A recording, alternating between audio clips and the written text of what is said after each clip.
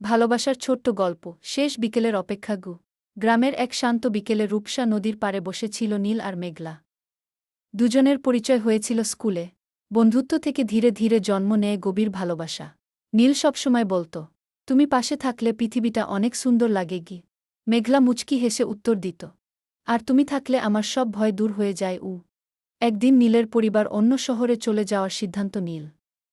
খবরটা শুনে মেঘলার চোখ ভিজে উঠল। বিদায়ের দিন নীল একটি ছোট ডায়েরি মেঘলার হাতে দিয়ে বলল, যখন আমাকে মনে পড়বে এখানে তোমার মনের কথা লিখবে। আমি ফিরে এসে সব পড়ব। দিন যায়, মাস যায়। মেঘলা প্রতিদিন ডায়েরিতে লিখতে থাকে অপেক্ষার কথা, স্মৃতির কথা আর ভালোবাসার কথা। 1 বছর পর হঠাৎ এক বিকেলে নীল ফিরে আসে। একই নদীর পাড়ে দাঁড়িয়ে সে বলে, আমি কথা রেখেছি। মেঘলার চোখে আনন্দের অশ্রু ঝরে পড়ে।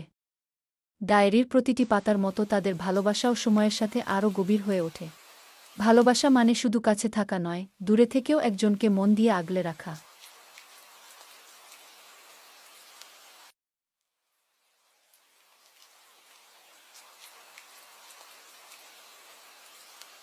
ভালোবাসার ছোট্ট গল্প শেষ বিকেলের অপেক্ষা গ্রামের এক শান্ত বিকেলে রূপসা নদীর পাড়ে বসেছিল নীল আর মেঘলা। দুজনের পরিচয় হয়েছিল স্কুলে।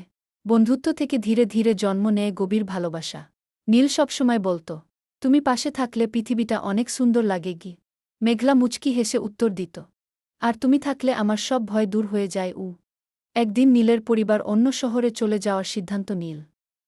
খবরটা শুনে মেঘলার চোখ ভিজে উঠল।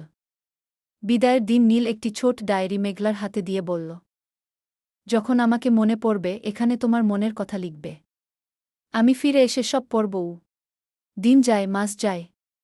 মেঘলা প্রতিদিন ডায়েরিতে লিখতে থাকে অপেক্ষার কথা, স্মৃতির কথা আর ভালোবাসার কথা। 1 বছর পর হঠাৎ এক বিকেলে নীল ফিরে আসে। একই নদীর পাড়ে দাঁড়িয়ে সে বলে, আমি কথা রেখেছি। মেঘলার চোখে আনন্দের অশ্রু ঝরে পড়ে। ডায়েরির প্রতিটি পাতার মতো তাদের ভালোবাসাও সময়ের সাথে আরও গভীর হয়ে ওঠে। ভালোবাসা মানে শুধু কাছে থাকা নয়, দূরে থেকেও একজনকে মন দিয়ে আগলে রাখা।